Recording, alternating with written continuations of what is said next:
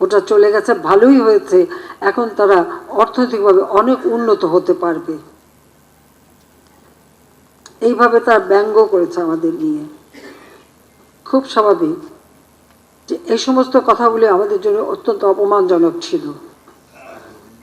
আমার একটাই প্রত্যয় ছিল যে স্বাধীনতার সুফল বাংলার মানুষের ঘরে পৌঁছে দেওয়া এবং স্বাধীনতার চেতনায় বাংলাদেশকে গড়ে তোলা, এবং এই বাংলাদেশ আর্থ সামাজিকভাবে যারা আমাদের সাথে ব্যঙ্গ করেছে, যারা আমাদের দেশে গণহত্যা চালিয়েছে, তাদের থেকেও আরো উন্নত বাংলাদেশ গড়ে তোলা, এটাই ছিল লক্ষ্য। আর সেই লক্ষ্যটা কিন্তু আমরা অর্জন করেছি। বাংলাদেশ আজকে বিশ্বে উন্নয়নের রোল মডেল। বাংলাদেশ 33তম অর্থনীতির দেশ, যেখানে যুদ্ধ বিধ্বস্ত দেশ গড়ে তুলে জাতিপিতা স্বল্পোন্নত দেশ হিসেবে বাংলাদেশকে আন্তর্জাতিক স্বীকৃতি, জাতিসংঘের স্বীকৃতি অর্জন করে দিয়ে গিয়েছিলেন 75-এর পর সেই 21 বছর, এবং তারপর আবার 2001 থেকে 8, এই 29 বছর কিন্তু বাংলাদেশ 1 ইঞ্চি সামনের দিকে এগোতে পারেনি।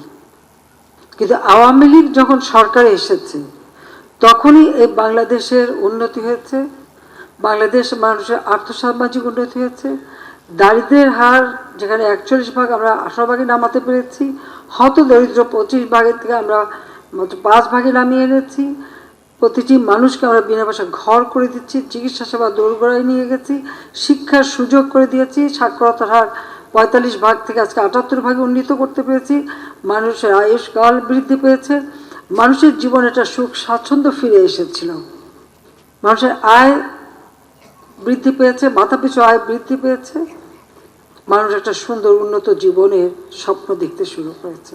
আধুনিক প্রযুক্তি জ্ঞান সম্পন্ন একটা সমাজ ব্যবস্থা গড়ে তোলা, ডিজিটাল বাংলাদেশ গড়ে তুলব ঘোষণা দিয়েছিলাম, সেটাও আমরা বাস্তবায়ন করেছি। আধুনিক প্রযুক্তি ব্যবহারে আমাদের যুব সমাজ, আমাদের ছাত্রী তারা কিন্তু সেই সুযোগ পেয়েছিল। আজকে যারা বাংলাদেশে হয়তো 20 বছরও বয়স, তারা তো কল্পনাও করতে পারে না যে মাত্র 2008-এর বা 2007-8-এর বাংলাদেশ কেমন বাংলাদেশ ছিল, বা 96 সালের আগে কেউ একটা কম্পিউটার ব্যবহার বা একটা ইন্টারনেট ব্যবহারও জানতো না। এটা কিন্তু এরা জানে না, নতুন প্রজন্ম।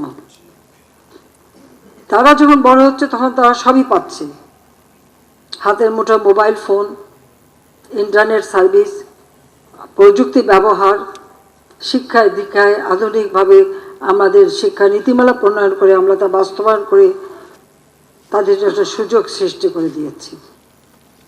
তো সেই সুযোগে তারা জাতীয় আন্তর্জাতিকভাবে যাতে পড়াশোনা করতে পারে, উচ্চ শিক্ষার ক্ষেত্রেও আমরা তাদেরকে সেই প্রাইমারি থেকে প্রি প্রাইমারি থেকে উচ্চ শিক্ষা পর্যন্ত আমরা বৃত্তি উপবৃত্তি দিয়ে তাদেরকে সহযোগিতা করে যাচ্ছি, যে একটা শিক্ষিত জাতি গড়ে উঠবে, এবং যে জাতি হবে অসাম্প্রদায়িক চেতনা উন্নত জাতি। আমরা যখন সেইভাবে কাজ করে যাচ্ছি, পাশাপাশি আমরা কি দেখলাম, ওই পাকিস্তানের প্রেতাত্মা ওগুলি এখনো ছাড়েনি। সেখানে ধর্মান্ধতা এবং এই কুপমণ্ডকতা দিয়ে একটা শ্রেণী কিন্তু ধীরে ধীরে সকলের অজান্তেই গড়ে উঠেছে,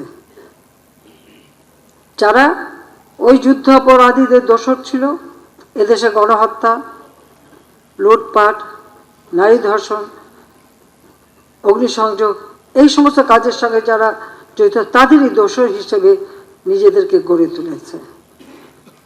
আর সেই আঘাতটা আপনারা দেখলেন এই মাত্র কিছুদিন আগে কোটা আন্দোলনের নামে যখন সব রাস্তায় বেরিয়ে এলো, আমরা তাদের বললাম কোটা আন্দোলন হয়েছিল 2018-তে, আমরা এটা মেনে নিয়ে বাতিল করে দিয়েছিলাম কোটা পদ্ধতি, কিন্তু হ্যাঁ মুক্তিযোদ্ধার সন্তানরা মামলা করলো, সেখানে আবার আমার করা যে প্রজ্ঞাপনটা বাতিল করে দিল হাইকোর্ট, আবার কোটা ফিরে আসলো। সাথে সাথে সরকারের পক্ষ থেকে অ্যাপিলেট ডিভিশনে আপিল করা হলো। আপিল করা হলে পরে হাইকোর্টের রায়টাকে সাসপেন্ড করে দেওয়া হলো। কাজে আবার সেখানে কোটা পদ্ধতি বাতিল হয়ে গেল এবং পূর্ণাঙ্গ শুনানির তারিখও দেওয়া হলো। 5 জুন এই রায় হয়েছিল। পুরা জুন মাস চলে গেল। জুলাই মাসের 7 তারিখ থেকে হঠাৎ দেখি আবার কোটার জন্য আন্দোলন। যখন কোটা পদ্ধতি নাই, তখন কিন্তু কোটা পদ্ধতি নাই, কিন্তু তখনই আন্দোলন। আর আন্দোলন না, সেখানে দেখা গেল ঝাঁকে ঝাঁকে সব জড়ো হয়ে যাচ্ছে। শিক্ষক থেকে শুরু করে, গার্জিয়ান থেকে শুরু করে সবাই, অনেক শিশুদের নিয়েও হাজির হচ্ছে। আমার খুব সন্দেহ হলো যে এটার পিছনে অন্য কিছু আছে। আমি সেটা বের হচ্ছিলাম, তাহলে এই ছেলে মেয়েদের ভবিষ্যৎ কি হবে? যে কোনো দুর্ঘটনা ঘটতে পারে। আপনি তাদের সাথে আলোচনা করা, এমনকি তারা মন্ত্রীদের সাথে কথা বলছে, সেই ব্যবস্থাও করা, সবই করা হয়েছিল, কিন্তু আর কোনোতে কিছুই মানবে না। হাইকোর্টের যে তারিখ, সে তারিখটা এগিয়ে নিয়ে আসা হলো। এগিয়ে নিয়ে এসে অ্যাপিলেট ডিভিশন চেম্বার জাজ থেকে রায় দেওয়া হলো। ঠিক যা চেয়েছিল তার থেকে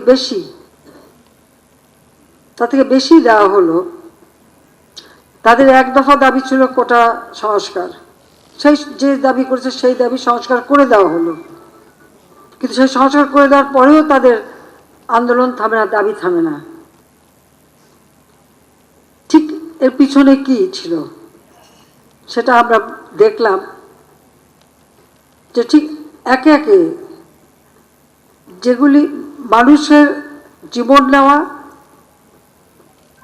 এবং কোটা আন্দোলন করছে এক জায়গায়, কিন্তু চারিদিক থেকে ঢাকার সেখানে সেই জঙ্গি ঝুঁকে একদিকে হত্যাকাণ্ড চালানো, অপরদিকে যে সমস্ত প্রতিষ্ঠানগুলি মানুষের সেবা দেয়, যেমন দুর্যোগ মোকাবেলায় বিশ্বে আমরা সব থেকে অগ্রগামী ছিলাম। আমাদের সামনে ঘূর্ণিঝড়, জলোচ্ছ্বাস যে কোনো সময় আসতে পারে।